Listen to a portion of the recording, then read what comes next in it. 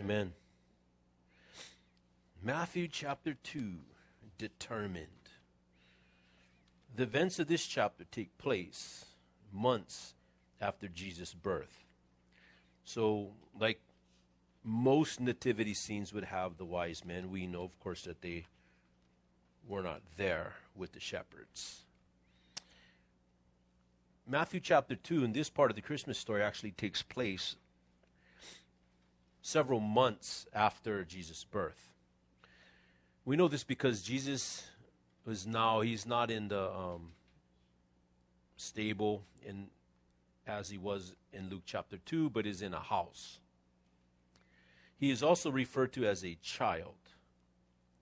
We also know that Herod is going to murder all the babies 2 years and under because he estimated that's about how old Jesus would be, and he probably overestimated. So maybe, let's say if it was a year and a half, and then he's going to overestimate to make sure, and so he kills all the babies 2 years old and under to make sure that he's going to kill baby Jesus. Of course, he's not going to be able to do that. We also know that Mary and Joseph, they offered the sacrifice. When they offered the sacrifice, because every baby that was born, there had to be a sacrifice for that child. And because Jesus is going to keep all of the law, that was part of what he had to do. So they offered a sacrifice. If you were poor, you could offer a pair of turtle doves. You could offer a bird, because anybody could get a bird, so there's no excuse. And if they had already received the gifts that were presented to them in this part of the Christmas story, they would have no longer been poor. So after they received those gifts, they were wealthy.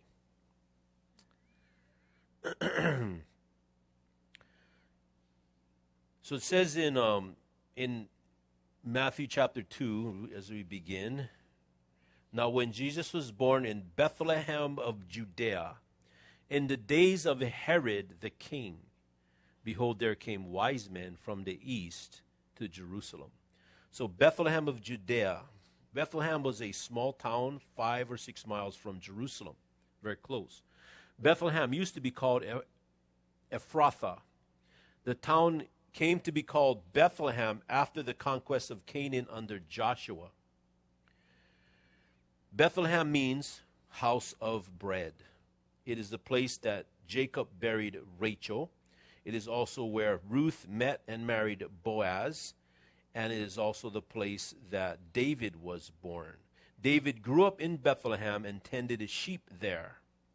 By the time of Jesus' birth, it had long been called the city of David. In this story, we're going to see people that were determined to do something. And that's how it is with us. If you're determined to do something, that's what you're going to normally do. The reasons why sometimes we don't do certain things is we're not determined. Someone that is determined to do something, they will usually do it. The problem sometimes is we're not determined. We don't want it enough. If we are not determined, we could find any excuse. Just like if someone is really trying to lose weight, or trying to lose weight, but they're not determined, then I don't want to go work out today. I don't feel like it. Today's going to be my cheat day, even though yesterday was my cheat day. And tomorrow will probably be my cheat day again. In fact, we get more cheat days than diet days. But then, let's say you have a heart attack and the doctor says if you don't lose so much weight, you're going to die. Then it's different. Now we become determined, right? There have been people that could not quit smoking cigarettes, but then when they had a spot on their lung, they quit. I mean, there's some people still, even with the spot, they still don't quit. But they became determined. So the wise men came to worship Jesus because they were determined. So these wise men, and sometimes they'll say, like there's a song we sing, We Three Kings, right? Did we sing that this year? Oh. Three kings, yeah. So it says, first of all, that they were kings. Now, we don't know that they were kings. And they may have been kings, but we know that they were wise men. We don't know that they were kings. We don't know that there were only three. Now, there were three gifts, so that's why, you have the three. But we don't know if there were only three. Most likely there wouldn't have been just three traveling. They'd usually travel with a caravan. There's probably many of them. But anyway, they were wise men. They probably were magi from the east. So they would normally travel in an entourage, and they were, like I said, magi. The magi first appear in history in the 7th century BC as a tribe within the Median nation in Mesopotamia. Mesopotamia is near Babylon, where Babylon is. They were skilled in astronomy and astrology. They even had a sacrificial system similar to Israel's. In some of them did that. They were monotheistic, believing in the existence of a single God. Now, there are different groups of magi, and there's all kind of different interpretations. But it could have been that they had some kind of a similar belief system. It could have also been that they heard a lot of information from Daniel, who was in, who was a high-ranking official in Babylon and in the Median Persian Empire. So he was one of the few people that, even though the Medes and the Persians ended up taking over after Babylon, they still kept Daniel on as a high-ranking official. So the Magi who came in existence during their rule, Daniel probably got some information or influenced them in a great way, because he was a highly respected person and he was a godly man and knew the scriptures. In fact, the prophecies of Daniel came to Daniel. And then, of course, he's going to relay them to those that he's working with, obviously. So when the children of Israel were taken captive to Babylon, many of them stayed there. Daniel, who was leader among the wise men, spoke of the Messiah. It could be that Daniel's teaching was passed down, and now these wise men were watching and waiting for the coming Messiah. They studied the stars. Do you know that the stars in the book of Genesis says that the stars are given for signs and seasons? In fact, I just want to look at how the verse says it, so I'm quoted right. It says let there be lights in the firmament of the heaven to divide the day from the night, and let them be for signs, for seasons, for days and years. So the signs and the seasons, some people believe, and it makes a lot of sense, that God put the gospel message in the stars. And so people that study the stars, they are able to tell you like what the star represents, and the planets and the stars, and the story of the gospel message is in there. And then, of course, what does the devil do? He's going to corrupt it. And then now you got astrology with all of these signs that people they study the astrological charts, and they ask what people that study that. Was that? Yeah. And, when you're born, and are you a this or that? That's all of the devil. And then you have your horoscope, and it's supposed to tell you the future and this and that.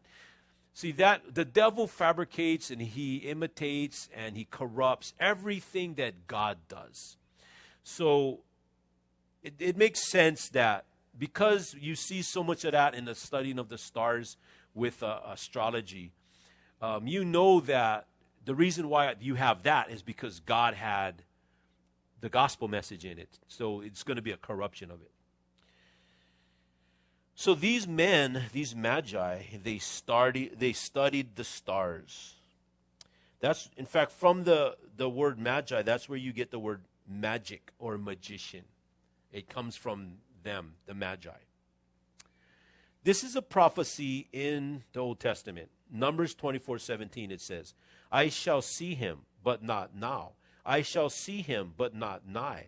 There shall come a star out of Jacob, and a scepter, the ruling scepter, shall rise out of Israel, and shall smite the corners of Moab, and destroy all the children of Sheth.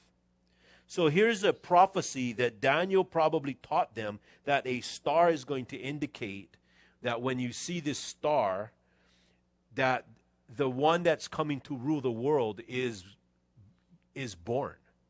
So it could have been they studied the stars and knew approximately or the time when this was going to happen. So when they seen the star, that's what caused them to move.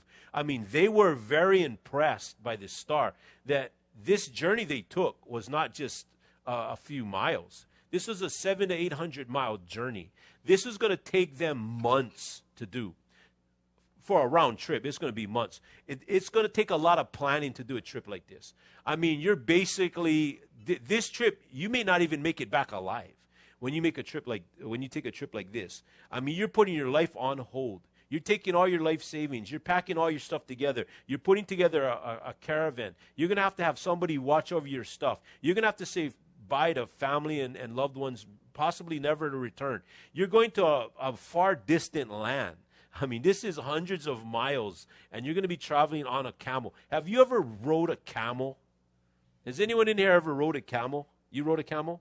I rode a camel just and when I was in Israel, it just went around where the traffic circle, or where the cars are. I don't even know if there's any cars driving, but there's like a circle.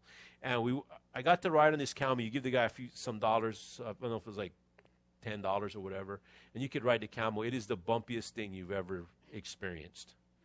I mean, this thing there's no shock absorbers, there's no cushion. I mean, it is like every step is just like, I mean, you don't want to ride. If you have back problems, which I did, you do not want to. I was like, I'm done with this. I'll never ever ride a camel again. And this is just in a few feet in a circle. Maybe it went about 10, 20, 30 feet in a circle. Can you imagine riding? Look at the distance that they had to travel on camel. So this was a serious journey that they were going to make. But they knew that this was important. Daniel chapter 9, verse 24 through 25, in the book of Daniel, and Daniel knew this prophecy because it was given directly to him. So he knew what this meant, and he taught them this. So they kind of knew the estimated time. And they studied the stars. So they knew when they saw this star, they were going to see the Messiah. It says in verse 2 of Matthew 2, saying, "Where is he that is born King of the Jews? For we have seen his star in the east, and we are come to worship him." His star in the east. I must read some of this and try and not make it as confusing as possible. Not make it confusing as possible. So on September of 3 BC, Jupiter, that's a planet, by the way, came into conjunction with Regulus, the star of kingship. It is the brightest star in the constellation of Leo. Leo was the constellation of kings, and it is associated with the Lion of Judah. The royal planet approached the royal star in the royal constellation representing Israel. Just a month earlier, Jupiter and Venus is the mother planet, had almost seemed to touch each other in another close conjunction, also in Leo, which is the royal constellation. Where was I? The conjunction between Jupiter and Regulus was repeated not once but twice, in February and May of 2 BC. Finally, in June of 2 BC, Jupiter and Venus, the two brightest objects in the sky other than the sun and the moon. So these planets, Jupiter and Venus, appeared to touch. They looked like one star that appeared right above the setting sun. So these two stars, which are the planets, which are the two brightest objects in the sky other than the sun and the moon, it seemed like they touched. So now, because they're bright already, when they touch, it comes even super much more brighter. So they look like one star that appeared right above the setting sun. Then on September 11th, interesting date, 3 BC, which marked the new year for Israel, the Feast of the Trumpets, not only was Jupiter so close to Regulus in the first of their conjunctions, but the sun was in the constellation of Virgo, with the new moon at her feet. Revelation uses this to describe the birth of a male child who is to be ruler of the universe. It was on December 25th, 2 BC, that the wise men saw the brightest star that they had ever seen. That would have been during the Hanukkah, which is the Feast of Dedication or the Feast of Lights. It's be interesting, and on the Feast of Lights, they seen the brightest light they ever seen on December 25th, which, like we said, we studied that could have been the day where Mary conceived. Not necessarily when Jesus was born. Depends on how you want to think of that. But when they saw the star, they traveled to Jerusalem, probably based on Balaam's prophecy and Daniel's teaching. The star appeared to guide the wise men to where Jesus Christ was. The fact that it was called his star indicates that the wise men identified the star with the arrival of the King of the Jews. And so they followed this star, this brightest light that they'd ever seen, based upon the prophecy in Numbers, based upon the teaching of Daniel, knowing that when they seen this bright star, that they're going to set out to see the Messiah.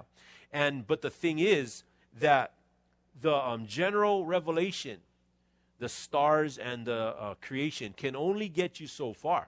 It gets them to Jerusalem, and when they get to Jerusalem, they need more information. So God gives them through, and when Herod, of course, asking, because they were asking, and he goes to the chief priest, and he finds the prophecy of Bethlehem. So then the scriptures gets them all the way to where Jesus was. And then, of course, when they set out again, then they see the star to confirm. But the interesting thing is how far these guys came, how determined they were. When Herod the king had heard these things, he was troubled, and all Jerusalem with him. When he had gathered all the chief priests and scribes of the people together, he demanded of them where Christ should be born. And they said unto him, In Bethlehem of Judea, for thus it is written by the prophet, And thou, Bethlehem, in the land of Judah, are not the least among the princes of Judah, for out of thee shall come a governor that shall rule my people Israel. Then Herod, when he had privily called the wise men, inquired of them diligently what time the star appeared. And he sent them to Bethlehem and said, Go and search diligently for the young child. He's a child now. When ye have found him, bring me word again, that I may come and worship him also. And when they had heard the king, they departed. And lo, the star which they saw in the east went before them till it came and stood over where the young child was. And when they saw the star, they rejoiced with exceeding great joy. Why? They found Jesus. And when you find him, you will rejoice with exceeding great joy too. And hopefully, of course, everyone in here has found him and received him. They were determined, and that's why they got there. They were determined. Herod was also determined. Like I said, if you're determined, you're going to go to the great lengths to accomplish what it is that you're determined to do. Herod was determined to destroy him. Herod was known as Herod the Great, the son of Antipater, an Edomite. He became king by Roman decree in 43 BC, and he reigned over Israel from 37 BC until his death in 4 BC.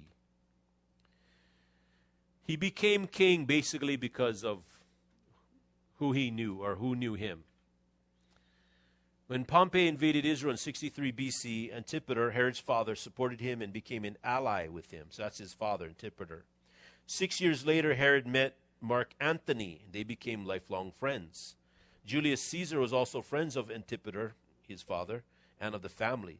So as a result, Julius Caesar appoints Antipater to be the governor of Judea in 47 BC and made him a Roman citizen, which also meant that Herod was able to become a Roman citizen. He had Roman citizenship.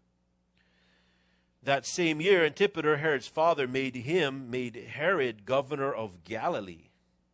Then 6 years later, Mark Antony, who was Herod's lifelong friend, made him king of Galilee.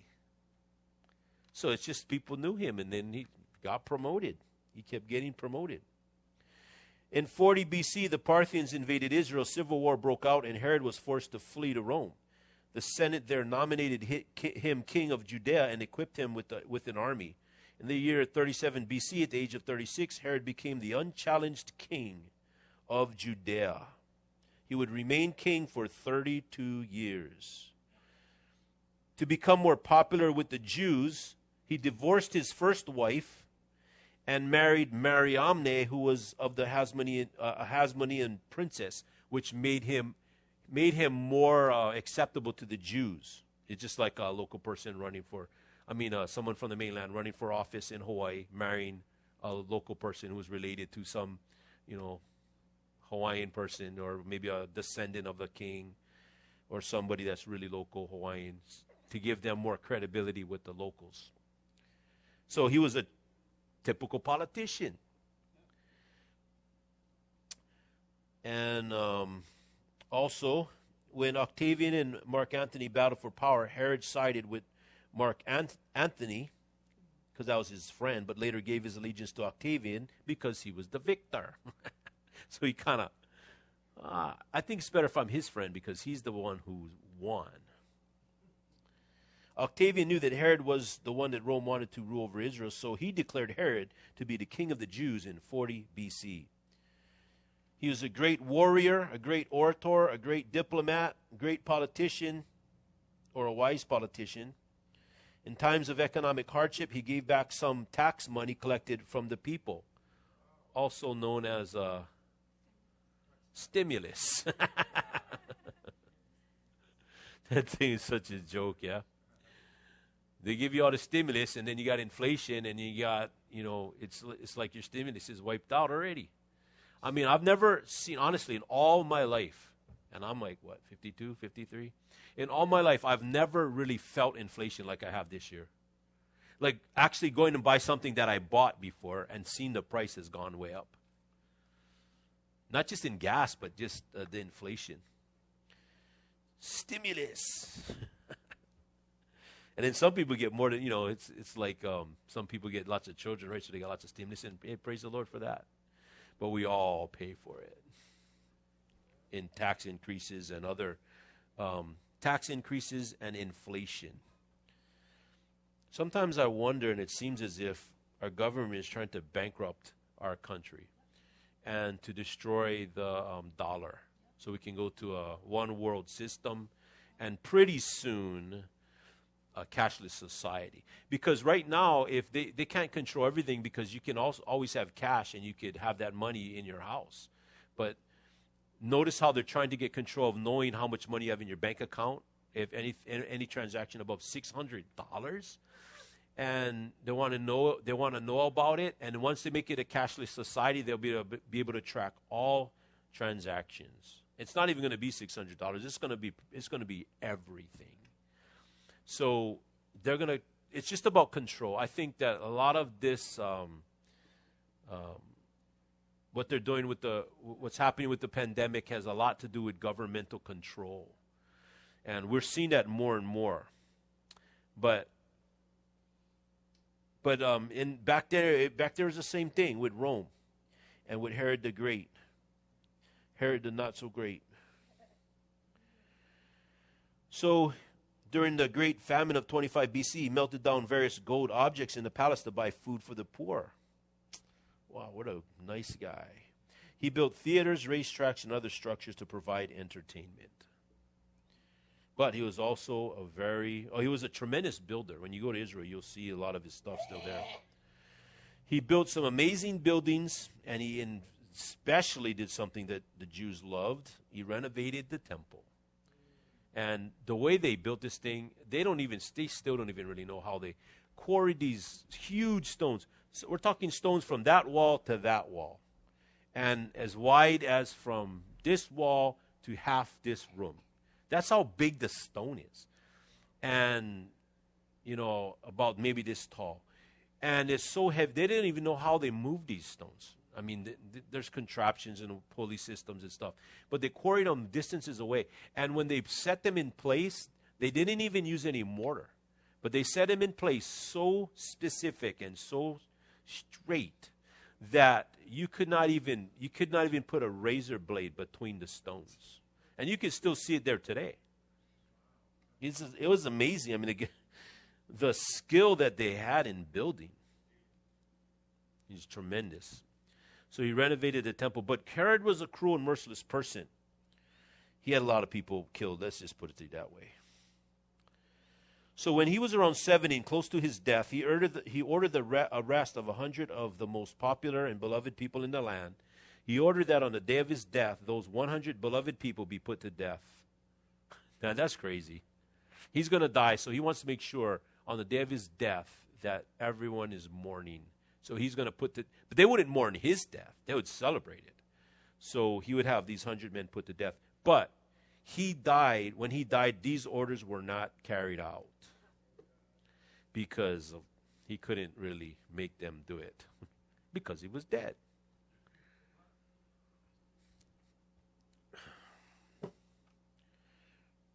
So when the wise men arrived in Jerusalem, Herod felt threatened. Because, I mean, if this is a guy that kills his mother-in-law. Then he even kills his wife. I mean, he even kills 3 of his sons. And I believe his brother. So when these wise men come to town asking for the one that is born king of the Jews, that doesn't sit well with Herod. What do you mean one born king of the Jews? I am the king of the Jews. And there's one that's born king.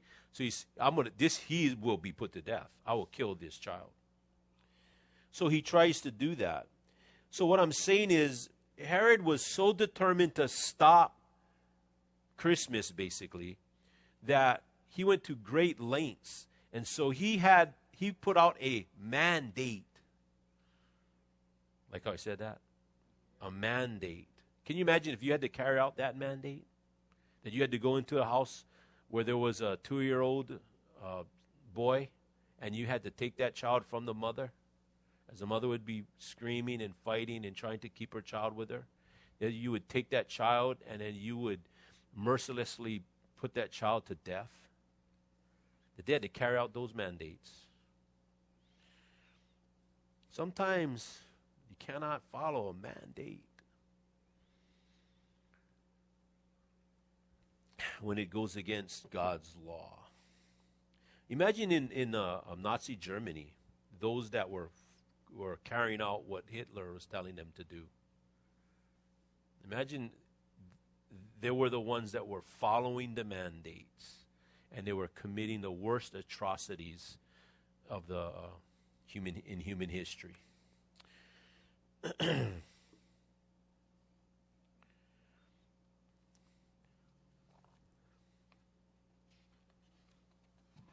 Verse 7.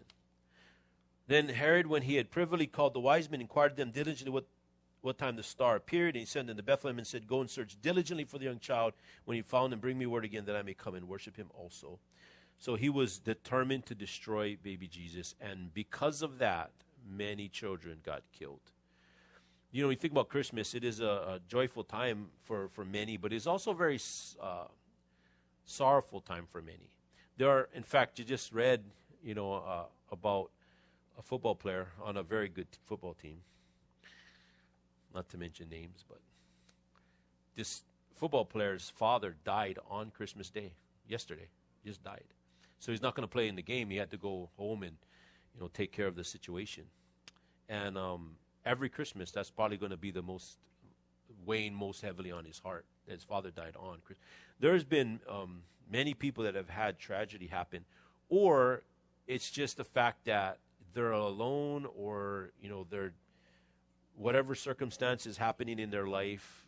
There are some people that have a very difficult time during Christmas, and so it is a very joyful time. But if we allow the devil to steal the heart or the joy of Christmas from us, then that's what it's going to be.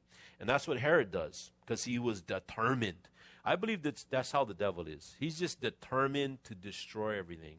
Everything that's good, everything that's fun, everything that can be such a joyful experience. I think Christmas can be joyful and a joyful experience for everybody if we put Jesus first and have it centered around him and centered around worship.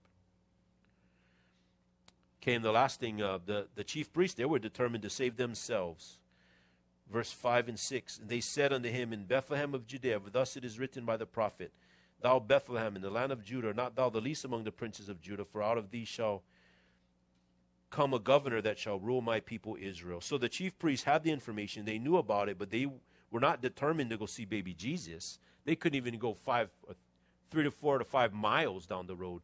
When the wise men went 700-800 miles, this would have been an easy trip.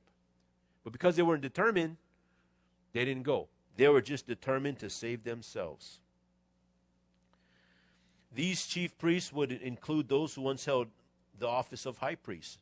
Herod changed the high priest often for political reasons. So that's the chief priests. The scribes, in Jesus' day, their work was not so much copying out Old Testament manuscripts, but teaching the Old Testament. Herod asked the religious leaders where the Messiah was to be born. They knew where Jesus was born, but they did not do anything about it, because it's not just the fact of knowing. It's not just knowing in your head, but it's being determined in your heart that means anything. The chief priests were determined to stay in their comfort zone. They were not going to travel down the road a few miles. They were not going to worship Jesus and risk upsetting Herod. They just wanted to stay in their comfort zone, and they just wanted to make sure that Herod was not upset at them.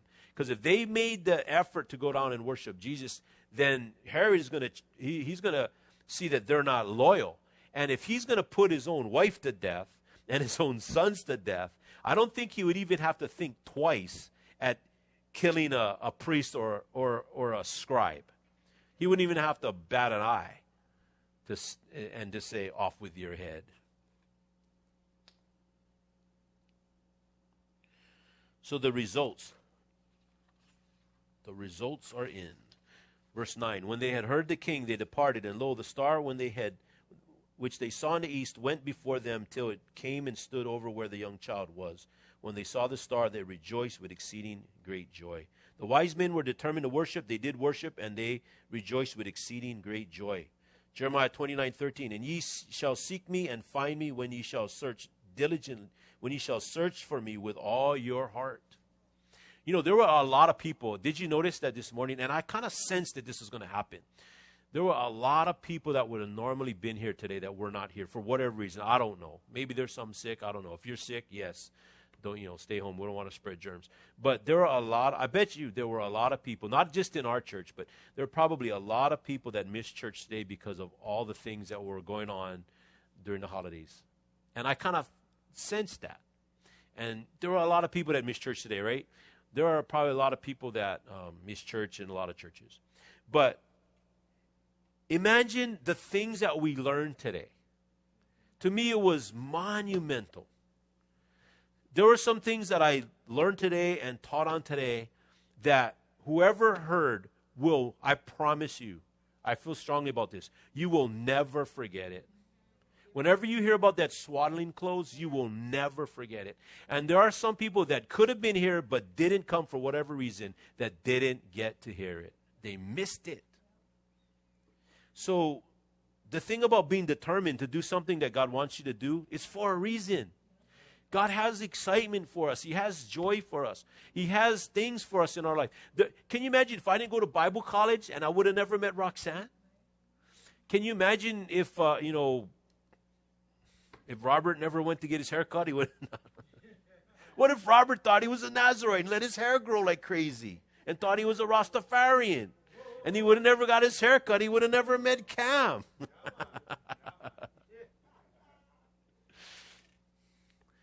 But the Lord has us to do certain things, and when we do it, we just never know.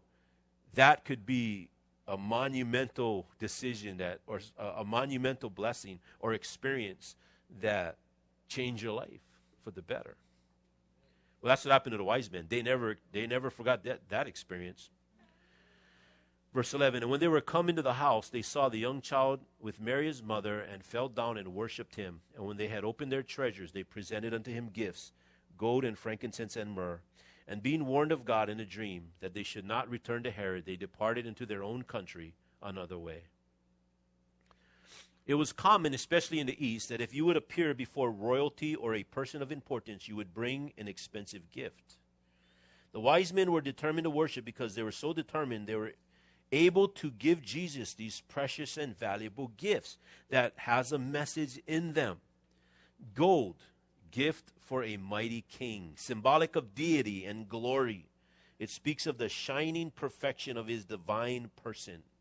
Frankincense, a ministering priest, an ointment or perfume that suggests the fragrance of the life of sinless perfection. Myrrh, a martyred prophet, a bitter herb. It speaks of the sufferings he would endure in bearing the sins of the world and being an embalming spice, speaking of his death. So in this story, we see that the wise men had a limited amount of information and a far distance to come. The chief priests had a lot of information but refused to go a short distance. Herod was trying to stop what God was doing. The wise men rejoiced with exceeding great joy. Herod ends up killing innocent babies as a result of trying to stop God's will. Just like what the devil does. He ends up dying and going to hell. The chief priests don't seem to care much about the most important birth that has ever happened. They don't care until they step out into eternity with Jesus Christ, but then it's too late. It all depends upon determination. What are we determined to do? Are we determined to be rich? Are we determined to be popular? What is our goal? Will we accomplish the things that we will accomplish the things we are determined to accomplish. So what are we determined to accomplish? That's what's going to determine if the result ends with true joy. End with this illustration. The 12th Legion, nicknamed Armed with Lightning, was the best and bravest warriors of the Roman Empire. When the great Roman Empire army was sent to fight in a faraway Armenia, no soldiers were braver or more loyal than this band of soldiers. But news reached Emperor Licinius that many Roman soldiers had accepted the Christian faith. A decree was dispatched: if there be any among your soldiers who cling to the faith of the Christian, they must die. The prefect called the soldiers together and asked, "Are any of you Christians?" The 40 soldiers stepped forward and stood at attention. The prefect had not expected so many, nor such select ones. He demanded they deny their Christ and offer sacrifice to the pagan gods. They refused. Not a single man would deny his Lord. Finally, the prefect said, "The decree of the emperor must be obeyed. I order you to strip and march out upon the lake of ice." In the meantime, fires were built along the shores with tubs of warm water to entice the men to recant their faith. The 40 soldiers were stripped and marched on the ice to the center of the lake. They broke into their chant, 40 soldiers, fighting for thee, O Christ, to win for thee the victory and the victor's crown. In the night, overcome by cold, one soldier caved in and crept toward the fire, renouncing his Lord. From the darkness their chant echoed in the cold. 39 soldiers fighting for thee, O Christ, to win for thee the victory and the victor's crown. One of the soldiers kept watching over the freezing men, and they were amazed when he saw a brilliant supernatural light overshadowing the Christian soldiers on the ice. At once he announced, "I too am now a Christian." He threw off his uniform, cast aside his sword, disappeared into the darkness to join the 39. Shivering beside the 39 soldiers of Christ, he joined their cry, 40 soldiers fighting for thee, O Christ, to win for thee the victory and from thee the victor's crown. At daybreak, most were dead. The stiffened bodies of the confessors who still showed signs of life were killed. They were all burned and their ashes tossed over the ice. But they were determined to worship no matter what. That's what we need today. That's what we need today. It doesn't take sometimes much to keep people from worshiping, right? Doesn't take much. And sometimes I think a lot of times we have more excuses than we have reasons. Now, don't get me wrong. You're sick, contagious, stay home. But there are some people that will do just about everything else but worship. And that's a sad thing. Or there are sometimes we will be more enthused in the other activities that we do than worship. And yet, this is the only thing that really brings true, lasting joy, is worshiping the King of Kings and Lord of Lords. Would you bow your heads and close your eyes? With heads bowed.